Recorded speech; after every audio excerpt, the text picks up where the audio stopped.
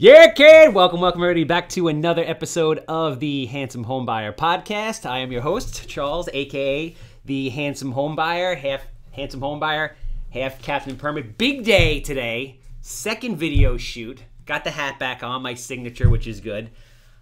Big things coming today for the Handsome Homebuyer Show. I've reached another level, right? I'm going to pat myself on the back a little selflessly. I have my first extreme professional athlete on the podcast today. Don't jump in yet. I got to do my melodramatic. I got you. Introduction. All right, a lot of energy. Big things coming on today. I got three people in here right now. It's me, the guest, cameraman Maddie. Obviously, together we are high octane, high protein, high sperm count, respectively. All right, I'm not going to tell you who's who. I'll let the audience figure it out. You know who's all those things and then more? Captain Permit. Right? And he should be, for the love of God. He's a superhero. He's flying across Long Island, defending the rights of investors, developers, realtors, mortgage people, attorneys from the building departments. If you need him, you call him 516-513-8838. If you're on trial for murder, for your life, and you're going away forever, what do? You hire the best attorney money can buy. If you have an issue with the town and you need a permit, what do? You hire the best permit guy money can buy. And who is that guy? Captain Permit. Exactly. All right. If you have a house that smells like cat pee, is dated from the 1960s, has 6 inches of mold on the wall, and my guest today knows exactly what I'm talking about. Human waste floating past the basement steps. I want to buy it. 516-777-SOLD. If you have commercial property, land for development, whatever it is, I'm easy. I want to buy it. Anything real estate related, I want to buy it. 516-777-SOLD. Anybody out there, commercial brokers, we got that piece down the block in North Massapequa. It's 26,000 square feet. It's got a 24,000 car count. We're looking to do a build to suit for a medical facility, Dunkin' Donuts. I'm easy. Basically, anyone that's going to pay me, I'm happy to build whatever it is you guys want. All right. So I want to introduce today's guest. All right. Today's guest is, he's like a little brother to me. Right? I feel like, we've adopted each other over the last couple of years. I feel like he's basically, taught me as much as I've ever taught him. How do I put this? He's essentially at the moment crippling the P and shattering the A, literally and figuratively, of life. He's 24 years old. He's a local Long Island guy, right? He's an accomplished real estate investor. He owns his own drag race team, right? Did I say that right? You did. You're good, yep. And coming in 2020, he's going to be a professional top fuel drag racer. Please welcome my good friend, my little brother, professional drag racer, Justin Ashley. Thank you for having me, first of all. That is some introduction. That's unbelievable. I like to under promise and over deliver. Right? I got you. Okay. So no pressure. Okay. And actually, I usually don't take notes, but on the way over here in the car, I'm like, you know what? I know him forever, but like, there's so many things I want to talk to him about. Right. So I jotted down a bunch of things. Don't mind me as I scratch them off. So essentially, you are like, you're basically the poster boy for nice white Jewish boy, right? Like I had the title for like, I probably had like a 15-year run, and I feel like I'm not going to say I gave you the torch. I think you kind of stole the torch that long ago. Well, I don't know if I stole the torch. I don't know if I'm exactly the poster boy, but I do kind of try and do things kind of the right way. See, the awesome thing about you is like you've had a massive amount of success at a very, very, very, very young age, which is, I mean, unbelievable to say the least, right? When I was 24, what was I doing at 24? I just opened the Mako, and what I really wanted to do was surf as much as possible and not work. You're an accomplished real estate investor, right? You've done at least 24. How many deals do you think you've done at this point? Yeah, probably over the last 2.5 years, probably close to maybe 30 or 40 deals. Yeah, so you've done 30 or 40 deals at 24. You're on your own racing team, and you're about to go pro as a top fuel drag racer. Right. Put that in perspective. I mean, it's pretty cool. You never really stop and like think about those things, especially when you're kind of in the midst of doing everything. But I kind of go back to the same thing. You're only kind of as good as the people you work with, right? And I'm surrounded by a lot of really good people. I was fortunate enough to have my father who was in the real estate business. Yeah. So he's helped me along the way a lot, and we work together.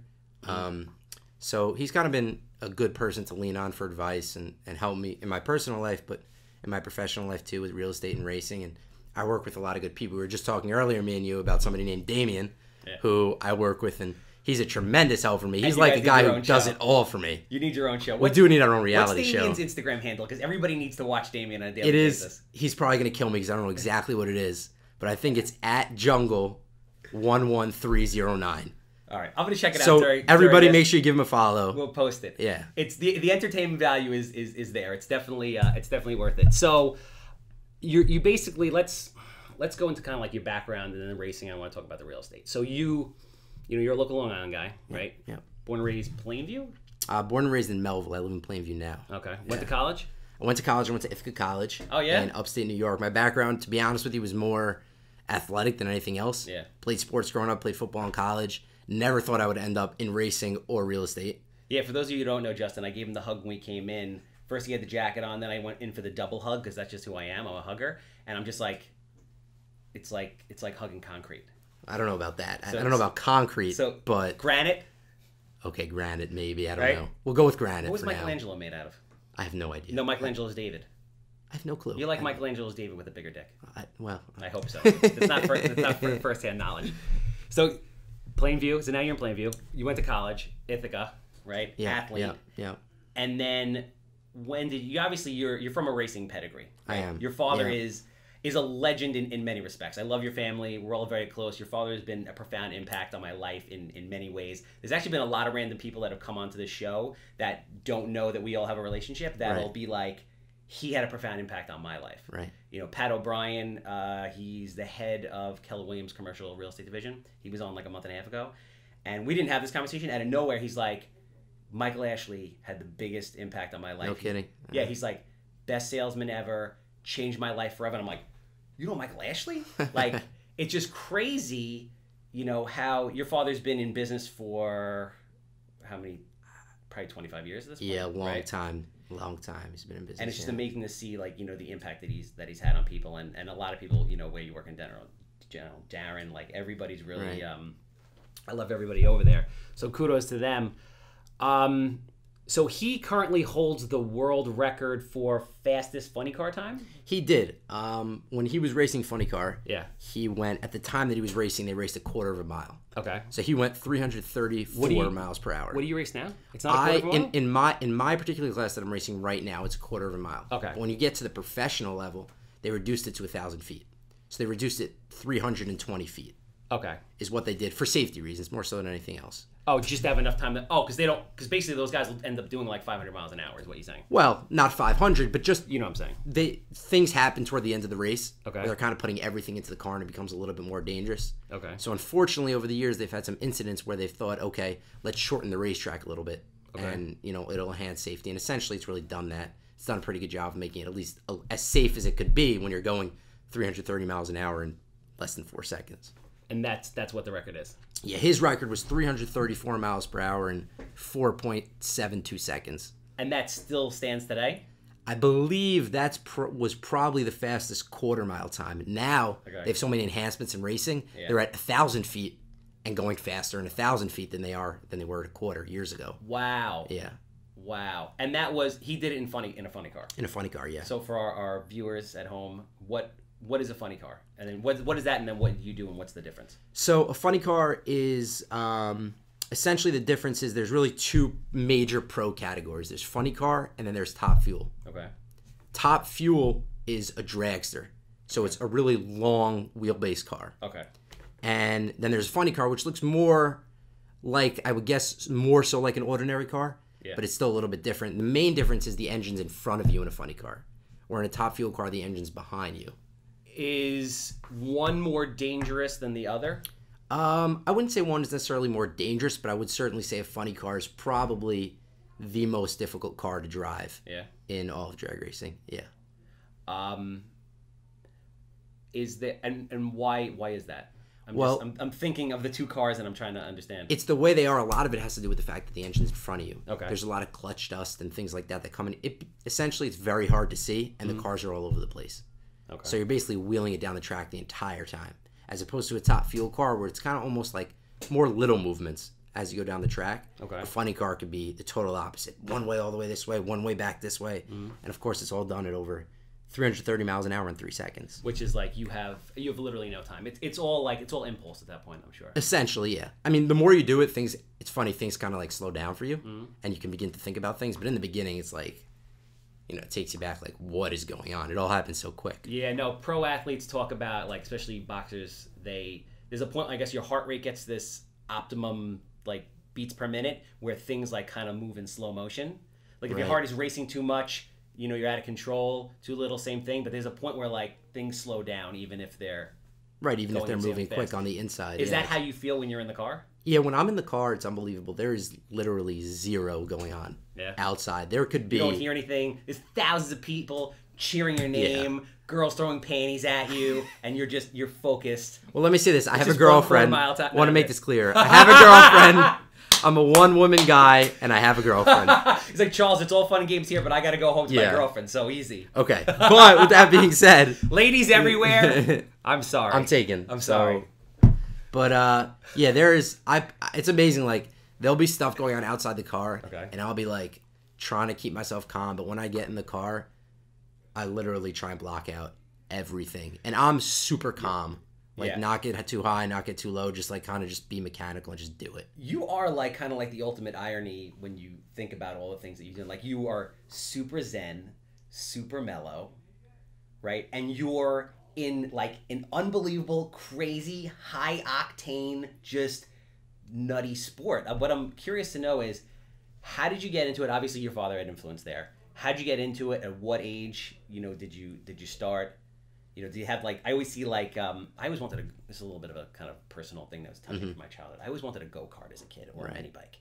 And my mother's like, you'll shoot your eye out, kid. Like, you'll run over your finger, you'll do something. And I never got one. And to this day, at 39 years old, it's still like, kind of like, I never got that go-kart. So, but I used to, like, watch little, like, kids have these, like, little mini ninjas and, like, little cars and stuff. Like, did you start, and they have, like, professional go-kart racing. Those things do, like, 70 miles an hour, and they, like, whip around. So, like, how did you start? Is there, like, a circuit? Is there, like, a mini drag car, and you work your way up? Like, how did you get into this? That's essentially what it is. They have, like, like, around the world, they have, like, mini go-kart series for young kids. I know stuff. Right. All I wanted to do was be that guy. Right. They had the helmet. They're like, zzz. Right, exactly. Like, still to this day, That, I mean, I had an unbelievable childhood. I love my mom. I can't say anything bad, but when I go back to my childhood, it was that, and then I wanted to go surf in Costa Rica right after September 11th. She's like, you can't get on a plane. Every plane's gonna, like, explode. Right. So I didn't get to go there either. That's her being a good Jewish mother. Those are the two. Yes. Yeah. But she's like 100% Sicilian also. So, like, okay. Those are the two things from, like, my childhood of 21 and under that still kind of leave a that haunt you a little bit. Yeah, that are kind of So in the series that I race in, which is called NHRA, National Hot Rod Association, they have a series for kids anywhere from 5 to 17, and it's a junior dragster series. Okay. So it's a dragster, it's a long car, and basically, I had a car when I was 11 years old. I didn't race it very much. So you're allowed to there's a difference between having a driver's license and having a license to exactly. race. Yep. You need a license to race? You need at the level. Yes, you need a drag racing license, and they have different categories. You need a license for your particular category to be able to race. Now, when you're 11, obviously you're not going to have a regular driver's license, so you have to. There's certain qualifications you have to meet. You have to go down the track in a certain period of time. Okay. Well, let me stop you there for a second. Yeah. When you're 11 and you come into that first group, like what is it called? Junior dragster. Okay. Yeah. How fast do those things go? It's not at the time when you're 11. It's flying, but I'm trying to think about how fast my car went. It probably went maybe 70 miles an hour in like, I don't know, 10 seconds, 11 seconds. So this is what I'm trying to understand here, right? Obviously, I mean, you see people like, listen, some people to this day, one of my sisters, like, is a little sketchy behind the wheel at 37 years old. So, when, like, you're learning to drive, you're in the parking lot, you're like, your parents are, like, freaking out, right? And you're doing, like, 3 miles an hour. Now, I'm trying to understand for a second, you're 11, right? You're doing 70, right? And, like, you have to learn.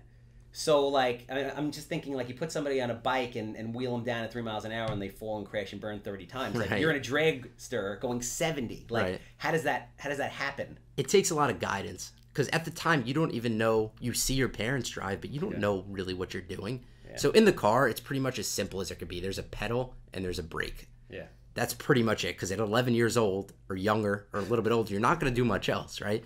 So you kind of just you adapt and you learn as you go along, and you become kind of like you get used to things. So that's for most drag racers. That's where they start. If they're fortunate enough to start at that level, that's where they start. Interesting metaphor for life and business, right? You just do it, Right. you adapt, and you learn. I think that's a lot of, like, in business, that's a lot of people's hangups. Like, I think kind of like, I'm gonna get off my soapbox and segue for a second. I think the people who are really successful, I always say it's like 75% guts and like 25% knowledge. And when preparation meets guts, it's a very, very powerful thing. So, like, if you have the mindset like you do, which is exactly why you're so successful in so many different things, it is, you realize that there's a process. You're not going to be the best day one, but, like, if you don't do it, you don't get going, you're guaranteed to have nothing happen. Right. It's an approach that you have to take. So if you were never, as much as I wanted the go-kart, Right. I don't know if I would have had the guts, kudos to you at 11 to jump in the dragster and do 70 miles an hour. Right. So you start there, and the scene's not really up here. Like, another irony, like, you're a New York guy, and while I was, like, shooting around in my 86 Mustang, with Flowmaster exhaust on it, and I had a 94 Firebird Formula that I just had a part with recently, which was kind of touching. But yeah, you're on the track doing 1,000,000 miles an hour, and it's not that's not really like a New York thing, obviously, because of the weather, mostly because of the weather. So you travel, you're around the country, and it's really like a labor of love. It is. Honestly, I do it purely because I love it, and it's a lot of travel. There's not a lot of people from New York or Long Island that do it. There's people, but relative to other states, not so much. So I spend a lot of time traveling. And on the level that you're at, are there any people from really up north, or not so much? There's a few. There's certainly a few from up north. A lot of people from down south, though, I would say. And the main hub is actually Indianapolis, where most of the people are. That's like from centrally located. That's like the race capital of the world. Yeah. So you're 11 years old, doing 80 miles an hour. Yeah. And then what happens? You stopped? I stopped. It was not my father, right? He was a professional race car driver, and he did not want me to do it. Really? He was going to support me, obviously, and be there for me, but it wasn't his preference because it's dangerous, you know what I mean? Relative to other things, like my mom, right? A normal Jewish mom. She's like, Justin, can't you just play tennis or golf or bowl? You know what I mean? Do something like that. Golf? To this day, she says that to me. And I'm like, no, I'm sorry. You know what I mean? It's not what I want to do. But you know what the very cool thing is? Like, it's cool that they can voice their opinion like that, but they still support you unconditionally. 1,000%. They are, I'll be the first to say my parents are the best. I'm very lucky, very blessed. I'll sign off on that. Yeah. So, did you initially do it just because, you had your father's influence, you've seen him do it, and you just so I had a motorcycle for like 3 years. Right, I had this uncontrollable itch to get a motorcycle, and I got a motorcycle, and I'm kind of like, all right, got it out of my system. But, like, sometimes you just get these things, and you'd have to do it. Did you see your father, and it just was so ingrained in you? Was it like a genetic thing? Like, I actually thought he was like an influence in that, like he wanted you to do it. So it's interesting to see that he didn't want you to do it. Yeah, he wanted me. It was one of those things where I grew up and my dad was a race car driver. He had his, this is not what he did for a living. He had a major business, but he was a race car driver. And when I was 11, I was like, man, I want to be a race car driver. You know, how cool is that? Probably like a bunch of 11-year-olds. So I was fortunate. 39, enough, I think. Right, right. So I was fortunate enough to have the opportunity. It's one of those things that's kind of like, I guess, sort of in the genes a little bit. Yeah, I'm sure. But like I said, he supported me. But he really wanted me to do more of the stick and ball sports because that's more of a healthy, I guess maybe it's a healthy kind of hobby to have. You know, football, baseball, basketball. Well, yeah, if you're a baseball player, you can basically play until you're like 40. Or if you're a golfer, you can play until you're like 100. Exactly. So that's where like I stopped for a while, and that's really until I graduated college. Okay. That's really all I did for the most part. Stick and ball. Stick and ball sports. So you started at 11, then you left. Yeah. You left because kind of like you felt your parents didn't want you to do it? No, it was to be honest with you, my dad stopped racing. Okay. My dad stopped racing in 2007. Yeah. So I was like probably 11 or 12 or something like that. And just my family wasn't, I guess, as involved in the sport as we used to be. Okay. And my entire focus was just shifted to like whatever I was doing at the time. Okay. And it was made clear to me that if I ever wanted to do this again, my education comes first. And my mom, to this day, is strict on education. You have to get your education, which I understand. No, it's super important. So that was my main You say focus. that just because like you basically have to have a good job to supplement, just because the cost as you're starting to come up is like so crazy. You have to. It's a very expensive sport. I can imagine. Very expensive sport, yeah. How many passes does a motor last? It depends. It depends on what class you're in. But you could just say just a few passes. I mean, these cars have 10,000 horsepower. So it's not something that's, you go through a lot of parts, pieces, and equipment. I got to tell you, man, you are like my little brother, but like, and you know that I know you have a girlfriend, and you know that I love girls, especially the Latin ones. But I can't help but get a little tingly below the belt right now, in like a, again, in like Gonna make me blush. It's sexy, man. It's freaking cool. Thank you. I appreciate it. So every 10,000 horsepower. So the whole car has to basically be torn down after X amount of run. Yeah. So the car I'm racing right now, the best way to equate it is like, for those who follow baseball, it's like AAA. Okay. So it's like professional, semi-professional. Is what you're doing right now. Is what I'm doing right now. Okay. And how do you get to the point where you go to the pro level? Do you have to win a certain amount of, like, do you have to place a certain amount of times or win a certain amount of races? Or... You don't necessarily have to do any of that. Obviously, that helps because once you start winning races, you kind of get your name out there, and you might be offered or afforded certain opportunities because you're a good driver, or because you're fortunate enough just to have an opportunity for one reason or another. But most of the people that race at this kind of level start in kind of the class that I'm in right now. And I was fortunate enough to meet somebody named Dustin Davis through a mutual connection, and we spoke, and we're kind of both on the same page. We're two kind of very similar people. And that's kind of what led to us deciding that in 2020, next year, we're going to go Top Fuel racing together, that's the next step. That's professional. That's as high as you're going to get in this sport. Are you guys, you're on the same team together, or he's someone that's similar age to you or similar point, and you're just like, let's do this together, kind of like a buddy system? It's going to be a partnership. Is what it's going to be. He has a team. He ran a funny car last year. They're going to switch it over to a Top Fuel team. He's a young guy like you? No, he's an old. I mean, I say older. Oh shit! I don't You're know exactly how old he is. Really? No, but he's. When I say he's like me, but he's really a well-established, smart businessman. Runs a professional, really great operation. He actually has a demolition company, believe it or not. Oh yeah. Yeah. He's not a. He's in California. Okay, he's not like. Yeah. So you met him through the racing scene, and now you guys are doing that. So I want to, because like, I'm usually all over the place. I want to circle back for a second. So you left racing, went to college, right? Didn't race through college at all. No. You got out of college like 3 years ago. Yeah. And then what happens? It wasn't even a thought when I was in school. Racing was just something that I didn't. I mean, obviously my family had a history in racing, so it's always had a place in my heart. But then when I graduated college, I remember this distinct conversation I had with my father, where I was like, football season was over, and I was like, I got to figure out what to do. My senior year, now I'm graduating. You know what I mean? I had a degree in business administration. I'm like, Dad, I got to find something to do in the sports industry. That's what I enjoy. That's when he's like, Justin, try real estate. Why don't you try real estate and see how you like it? I'm like, okay, let's do that. I'm like, but Dad, there's one more thing that I kind of want to talk to you about maybe doing. How about, talk about maybe getting back into racing a little bit? I don't know, Justin. Why don't we start with a few races? And that's what we did. We started with a few races. He's gotta love it, man. He does. As soon as you flip that switch, like if it's off, you kind of don't think about it. Right. But as soon as you flip the switch, he's got to be like, he's got to love it. Just being around it. I mean, that was his life for a long time. He loves it. Yeah. He loves it. You can see it on his face. It's kind of his outlet, and it's kind of an outlet for all of us. We love it. So that's kind of what happened. We just started with a few races, and one thing kind of turned into another. And that was like 3 years ago? Yeah, it was started in 2016, yeah. And now you have your own race team. I do. Yeah. So explain to me, just how this all comes together. And then the decision to go pro at this time was based on what? Just your experience, your partnership, just what he's going to run, the other gentleman's going to run the funny cars, and you're going to run Top Fuel, and is that how it's going to work? So basically what happened is this kind of was just basically just the perfect opportunity. Things kind of just came together. Yeah. And I started in a smaller category that raced 200 miles an hour in, let's say, 6 seconds. Okay. That's how I started. Then I said, okay, it's time for me 200 miles an hour in 6 seconds. Right. Okay. I said, okay, you know what? It's time for me to move up a level.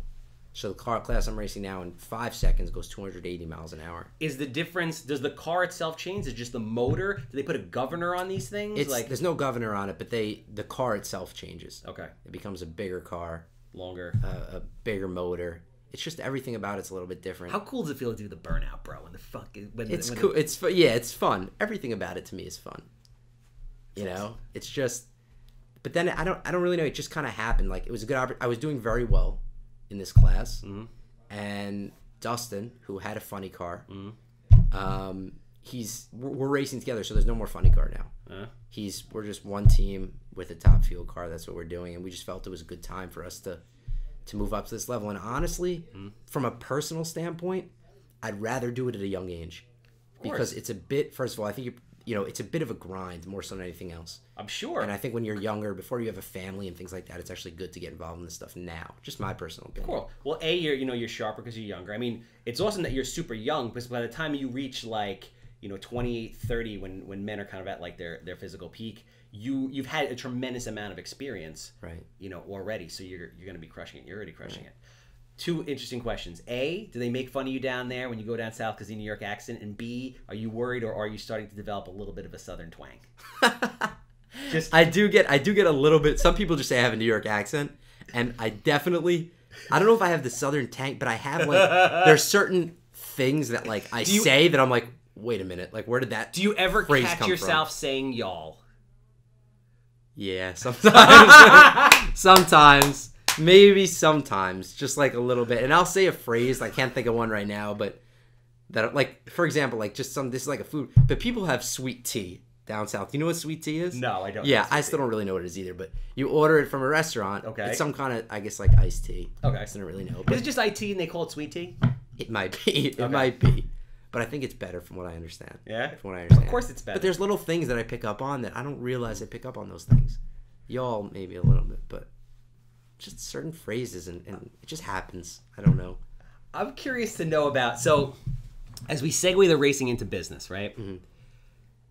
I'm always interested to get into the minds of successful people, especially now successful athletes, right? Because how does the competitive spirit of being I guess the trend here with you is you need to channel your energy into something, right? Right. You have to be, the best at it or great at it. So first you were doing sports and it's all in. Right. Whatever you do, you're all in. Right. Which I think is kind of the recipe for success in anything. You can't half-ass anything. Otherwise you're going to get mediocre results. So I'm kind of curious to know how the competitive mindset and the athletic kind of competitive mindset translates from racing now into business, because now you have actually development. Right. So you're flipping houses, you're building houses, and I mean at 24 I can only imagine what comes in the next 10, 20, 30 years, which I'm excited to see. Right. It's very similar. To be honest with you, the competitive spirit that you have in racing or any kind of sport, like you said, transitions almost identically to business. Okay. Because when you're in business, there's competition. Like when you're in racing, there's competition. And I was always kind of under the belief that although, you have to know what your competition is doing, you also want to focus on yourself. Okay. You have to kind of be the best at what you do and stay disciplined and put in that, those hours of work where you have to work extra and wake up early and go to sleep late. It's just like it is in racing. It's just like it is in business. And you want to put that full 100% commitment and effort into that. When I'm racing, I'm racing. That's all I try and focus on. But when I'm in business, that's all I'm focused on is the business. And the great thing about that you've done that I struggle with myself kind of every day in businesses, and I think this is most small business, medium, even large business people's problem, is you've developed kind of standard operating in a model centered around great team of people. I know you have an unbelievable team of people at work and an unbelievable team. It's like a small city when you race, right? Kind of like a mobile city when you race. So you have the ability, they're there taking over, making sure the day-to-day goes super smooth. Yeah. In Damon's case, with charm and charisma to burn. Right? I watch it every day. So that's an amazing thing. How did you? Obviously, your father's been an influence on you in business, and at 24 years old. But how do you kind of? It seems like you just, from knowing you innately know that this is the way you kind of have to structure things. So I'm just kind of curious to know, how you go about putting together a great business team, a great racing team in general. To me, it's all about culture. That's what it is. You have to establish the right culture. Okay. One where people are willing to kind of grind and put in the work for the common good of either themselves or the organization or the group as a whole. So a lot of what I do, believe it or not, is just, and this might be a good thing, it might be not a good thing, but I trust people. In general, I mostly give people the benefit of the doubt. I'm with that. So, I give people probably a lot of responsibility. Like I said before, my business partner, Damien, he has a tremendous amount of responsibility. He does a great job at it. He's 24/7. He is 24/7, nonstop, works his tail off. So, but how do you? And again, this is everyone's issue. The talent selection, right? Right. Do you meet somebody? You just kind of feel like, in my older age, right? As I feel like I'm becoming a little bit more psychic. I don't know why. I used to overanalyze everything, and now I just kind of go with my gut. Like, I'll talk to somebody, and I'll feel it. If I listen to my body, I'll feel it. But it took me 35 years of existence to get to that point. Are you the same way? Like, how do you recruit and then say, top talent and say, all right, these are the people, both in the drag racing world and in your business world? It's like you said, it took you 35 years to be able to kind of have that gut feeling. I'm not really there yet, to be honest with you. I might think I might sometimes.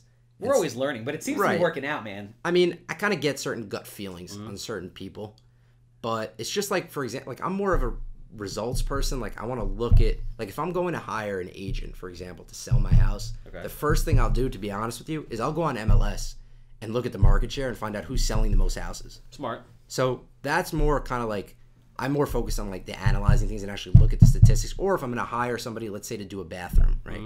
I need to see a picture, or I need to go to a house that they've done before and see that they've done this bathroom and it looks really good. True or false? Contractors are, in general, the hardest part of the real estate business. 150%. Followed by the townships before you had Captain Permit. Exactly. Yeah.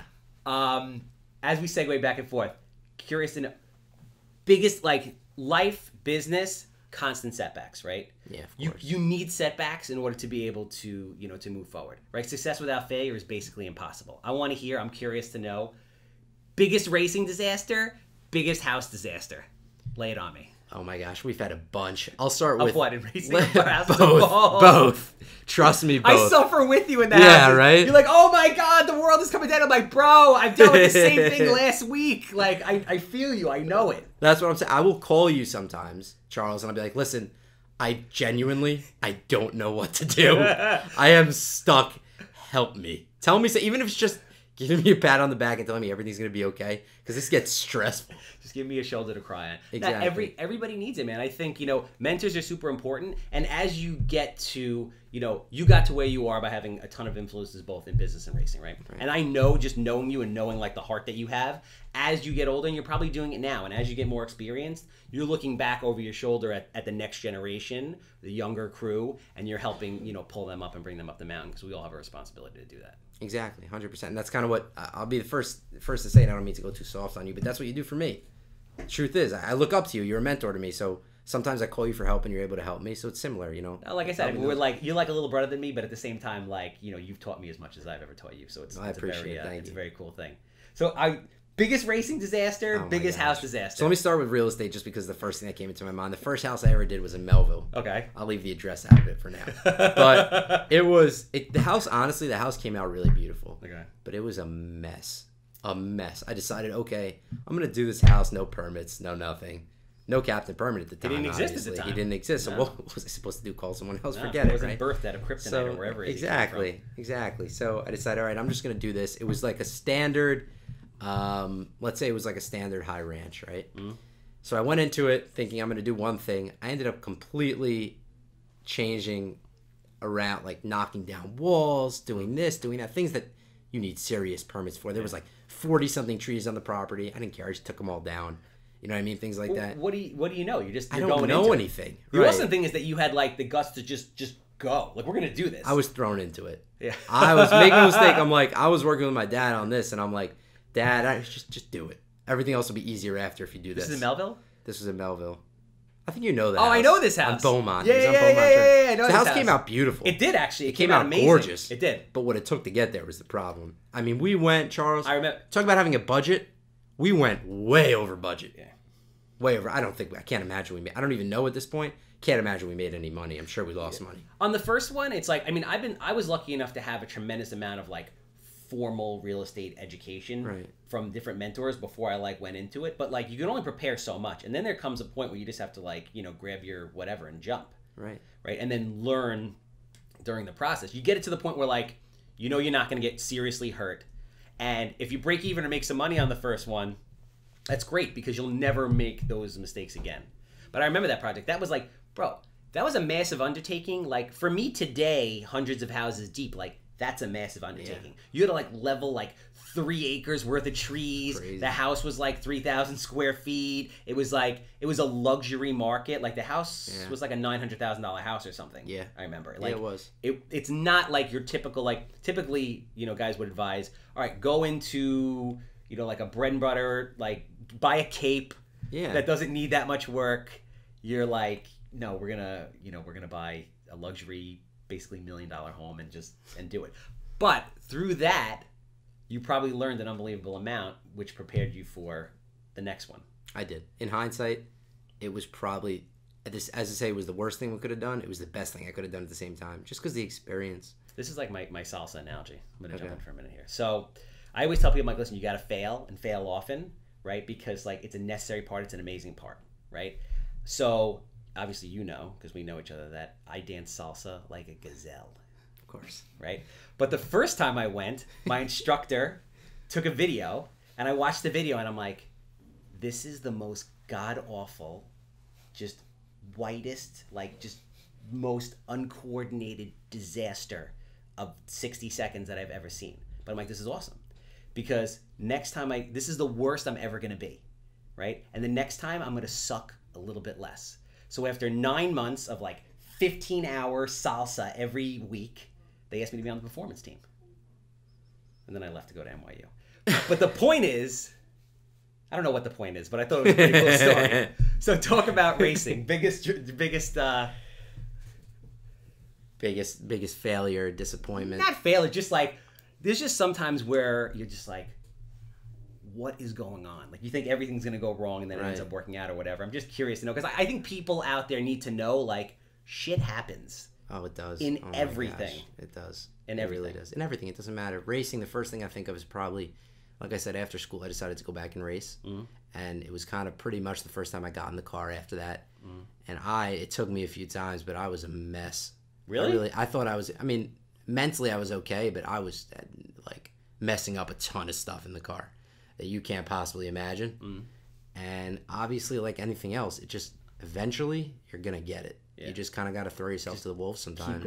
Keep going. And there's been plenty of more failures along the way, trust me. You got to be attached to the process, not the outcome, I always say. Exactly. Like when you're in it, you be like, okay, listen, like this is what it's going to take. I'm going to have to do this thing 5,000 times, 10,000 times, 30,000 times. And then all of a sudden, like, I'm going to be doing it. Right. And even now, like, I mean, there's so much that goes into it. There's your team with racing. There's the car itself. Anything can go wrong with the car at any minute. Like when you're at the level that you're at, like, I don't know, what is it? Like a 1/100th of a second is the difference between winning and losing. Yeah. Right. It's crazy.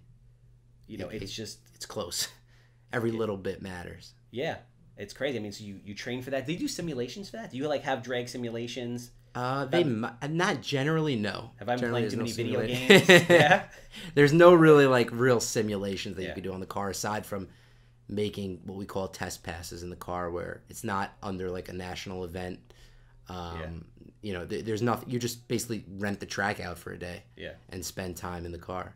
Which is like, again, you know, just testament to like A, how talented you are, and B, your just dedication. Because you know, if this guy who's living in Florida, he can jump in a car basically at any time.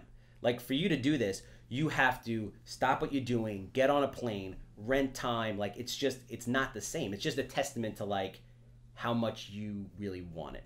Right. But I'll say this, there is a lot of business people, very successful business people in this sport. Because like I said, it is an expensive sport. And a lot of times you're fortunate enough to have a marketing partner that's going to help you.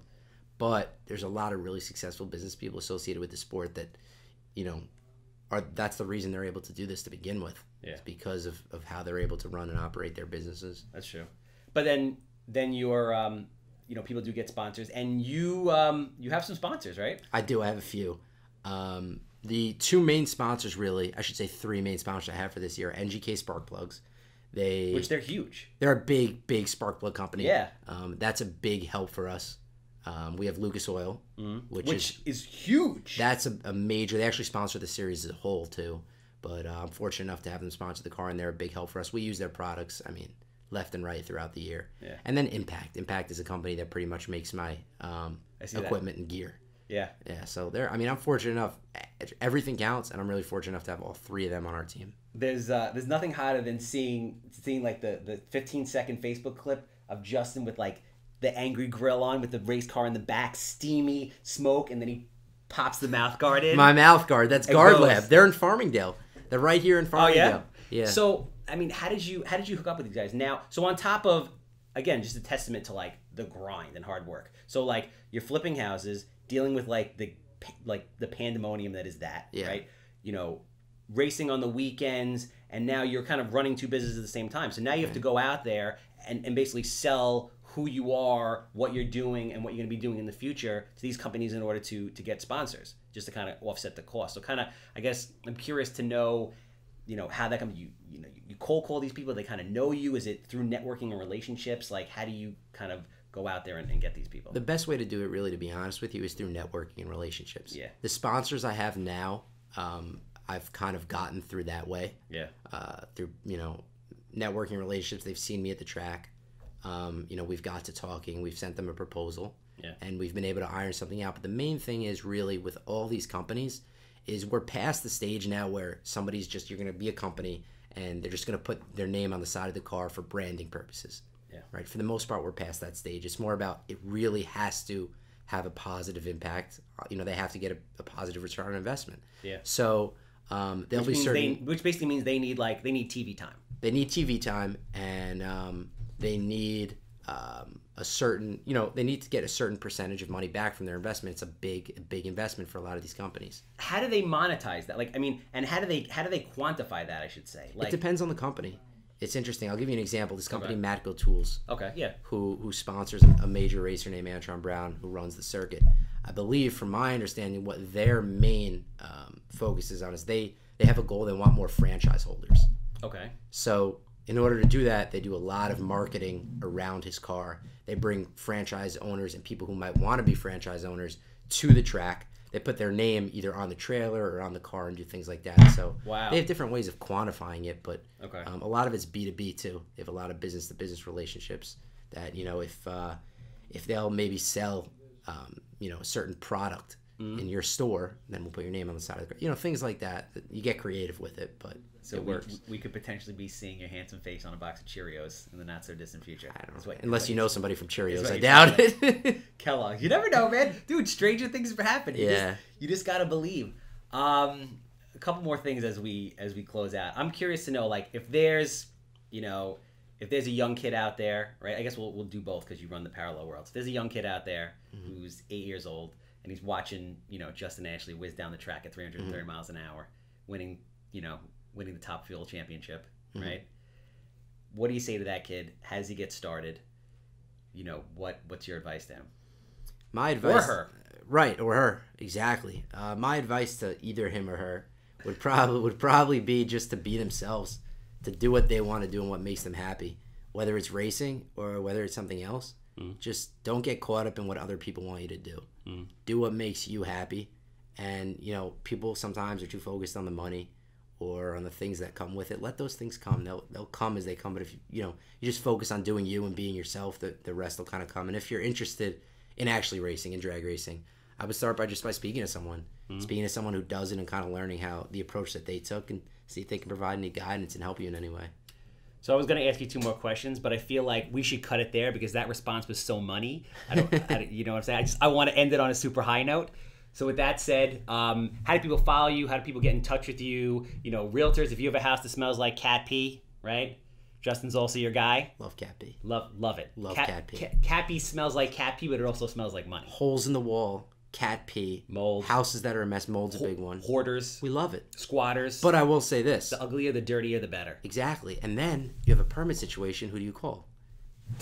Oh my gosh, Captain Permit, he's right here. 516, I should say, 513-8838. How do people follow you on Instagram, Facebook, if they want to reach out to you, realtors, anybody in the racing world? Any sponsored? Cheerios, Kellogg's, if you're out there, put this guy on a cereal box. He's got the face for cereal. If anyone wants to follow me, I have a racing Facebook page. You just type in Justin Ashley. You'll see a professional athlete page come up there. My main really source of social media right now is Instagram. Yeah. It's at Justin Ashley TAD. At Justin Ashley. At Justin Ashley TAD. And obviously, I am your host, half Captain Permit, half handsome home buyer. 516-777-SOLD. If you know somebody that wants that 26,000 square foot piece, ideally like a dialysis center or a medical facility, or again, like I said, anyone's going to pay me. I'm happy. 516-777-SOLD. If you need your own private superhero and you have permit problems, Captain Permit's the guy. 516-513-8838. It's a wrap. Thank you, bro. I appreciate it. That's dope, right?